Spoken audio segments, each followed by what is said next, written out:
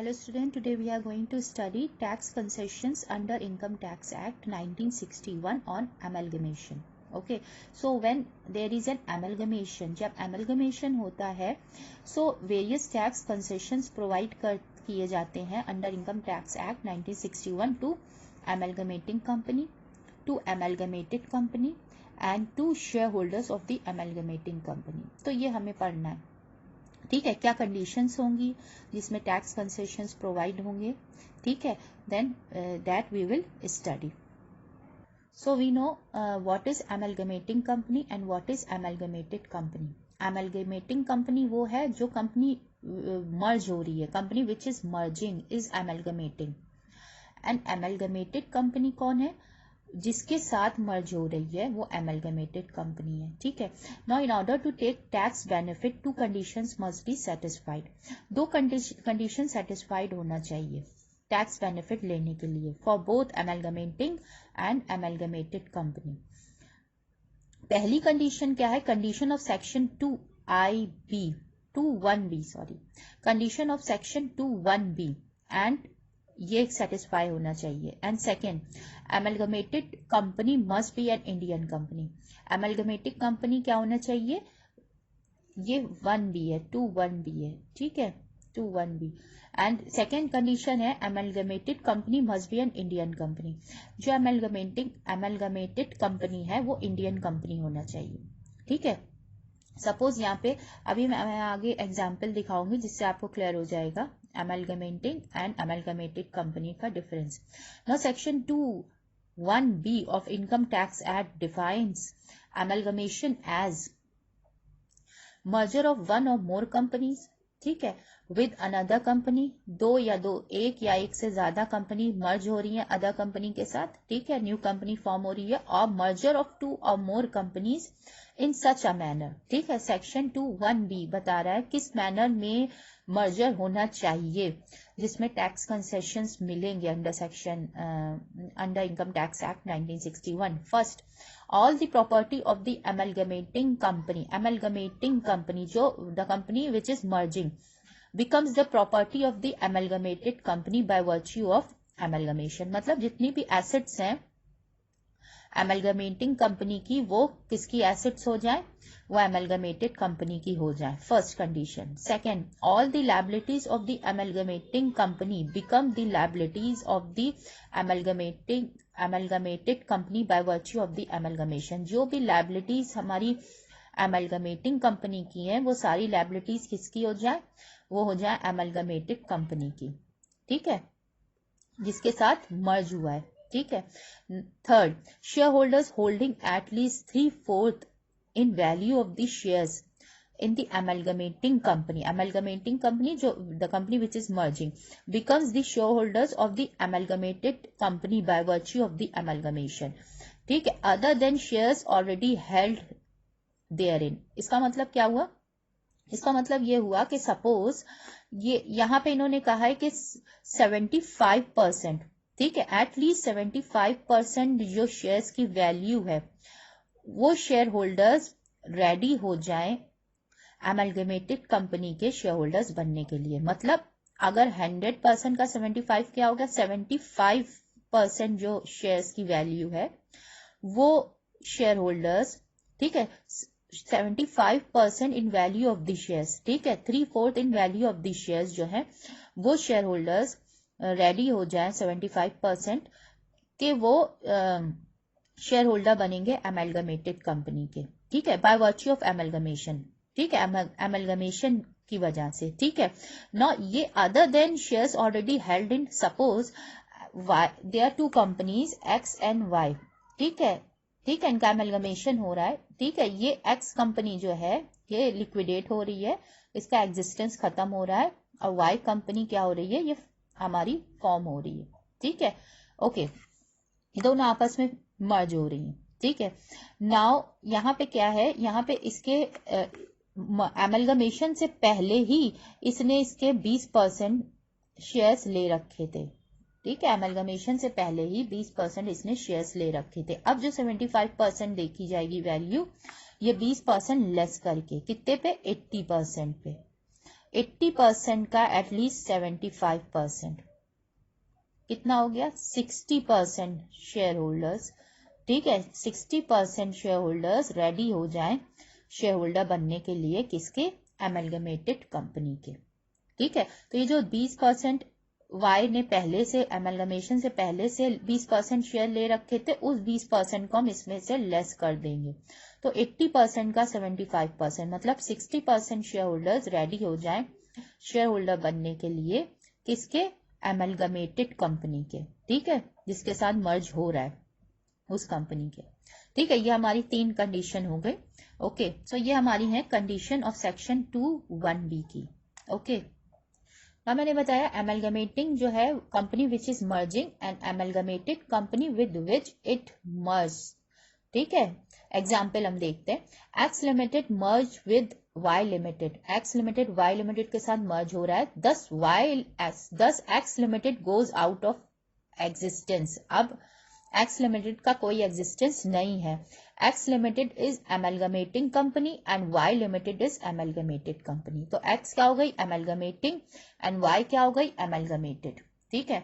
Second, X limited and Y limited both merge, ठीक है, दोनों मर्ज हो गई साथ में, एंड न्यू कंपनी फॉर्म हो गई, से जेड लिमिटेड, ठीक है। तो both X and Y limited goes out of existence. अब एक्स एंड वाई लिमिटेड का कोई एग्जिस्टेंस नहीं है, और जो न्यू कंपनी फॉर्म हुई है जेड लिमिटेड, वो हमारी होगी एमलगमेटेड कंपनी, और एक्स एंड वाई क्या होंगी, amalgamating company, X and Y amalgamating and Z is amalgamated company, ठीक है। Okay, now if an amalgamation takes place within the meaning of section 2(1)(b) of Income Tax Act 1961, अगर amalgamation हुआ है, ठीक है, किसके according to section 2(1)(b) of Income Tax Act 1961, then various tax reliefs and benefit shall be available to both the amalgamating and amalgamated companies, ठीक है। Okay, अगर section 2(1)(b) के अकॉर्डिंग जो है एमलगमेशन हुआ है, then various tax reliefs and benefits provide होंगे, किसको, एमलगमेटिंग एंड एमलगमेटेड कंपनी को। तो अब हम फर्स्ट देखते हैं tax concession to amalgamating company. First, in amalgamation, the amalgamating company transfer its assets and liability to the amalgamated company, ठीक है। amalgamation पर amalgamating company जो है वो अपनी assets और liabilities को transfer करती है, किसको, amalgamated company को। It may lead to profit or loss, इसमें profit भी हो सकता है और loss भी हो सकता है। In case of profit, अगर profit हुआ, then amalgamating company has to pay capital gain tax. जब कैपिटल एसेट ट्रांसफर होती है, तो ट्रांसफर होने पर हमने पढ़ा है कैपिटल गेन में क्या होता है, कैपिटल गेन टैक्स दिया जाता है, ठीक है। तो एमलगमेटिंग कंपनी को कैपिटल गेन टैक्स देना चाहिए, ठीक है, क्योंकि कैपिटल एसेट ट्रांसफर हो रही है। बट यहाँ पे दिया tax concession have been granting to the tax concession have been granted to the amalgamating company. Amalgamating company को टैक्स कंसेशन प्रोवाइड किया गया है, क्या, किस कंडीशन में, no capital gain tax on transfer of capital asset to the Indian company. अगर in case condition ये है कि आपने अपनी कैपिटल एसेट ट्रांसफर की है इंडियन कंपनी को, ठीक है, by virtue of amalgamation, then no capital gain tax on such transfer, उसको ट्रांसफर ही नहीं मानेंगे, और ट्रांसफर नहीं मानेंगे तो कैपिटल गेन टैक्स भी नहीं लगेगा। So as per section 47 of the income tax act, such transfer is not regarded as transfer, hence no capital gain tax. Okay, now next is no capital gain tax on transfer of capital asset by a banking company, ठीक है। In case एक banking company ने दूसरी banking company को capital asset transfer किया है, तो उस पर जो प्रॉफिट हुआ है, ठीक है, सपोज हमारा जो एसेट था वो हमारा था 2 करोड़ का, हमने उसको 3 करोड़ में ट्रांसफर किया, तो 1 करोड़ का प्रॉफिट हुआ, इस पे कैपिटल गेन टैक्स लगना चाहिए, बट कैपिटल गेन टैक्स नहीं लगेगा। फर्स्ट कंडीशन क्या है, अगर एमलगमेटेड कंपनी इंडियन कंपनी है, एंड सेकेंड अगर बैंकिंग कंपनी है, ठीक है। ओके, सो यहाँ पे transfer by one banking company to another banking company, ठीक है। एक बैंकिंग कंपनी अगर दूसरी बैंकिंग कंपनी को कैपिटल एसेट ट्रांसफर कर रही है in the process of amalgamation, then that is not regarded as transfer, तो उसको ट्रांसफर नहीं माना गया है और ट्रांसफर नहीं माना जाएगा तो वो उस पर कैपिटल गेन टैक्स भी नहीं लगेगा। Okay. Now third, no capital gain on transfer of shares held in Indian company by the foreign company. Suppose when there are two companies A and B, ठीक है ना, ये दोनों ही फॉरेन कंपनी है, ठीक है, इनका एमलगमेशन हो रहा है, ठीक है, ये अपने सारी एसेट्स एंड लायबिलिटीज ट्रांसफर कर रही है बी को, तो ये दोनों ही फॉरेन कंपनी है, एमलगमेटिंग कंपनी भी फॉरेन है और एमलगमेटेड कंपनी भी फॉरेन है, ठीक है। Okay, second thing is that कि इसने इंडियन कंपनी के शेयर्स ले रखे हैं, ये इंडियन कंपनी है सी, इसके शेयर्स इसने ले रखे ए ने, अब जब ये अपनी एसेट ट्रांसफर कर रही है तो इसके साथ ये शेयर्स भी ट्रांसफर कर रही है बी को, ठीक है ना, तो इसके लिए कहा गया है it shall not be regarded as transfer, ये ट्रांसफर, ये where a foreign amalgamating company transfer the shares held in Indian company to the foreign amalgamating company, Indian company के शेयर्स वो ट्रांसफर कर रही है किसको, फॉरेन एमलगमेटेड कंपनी को, ठीक है।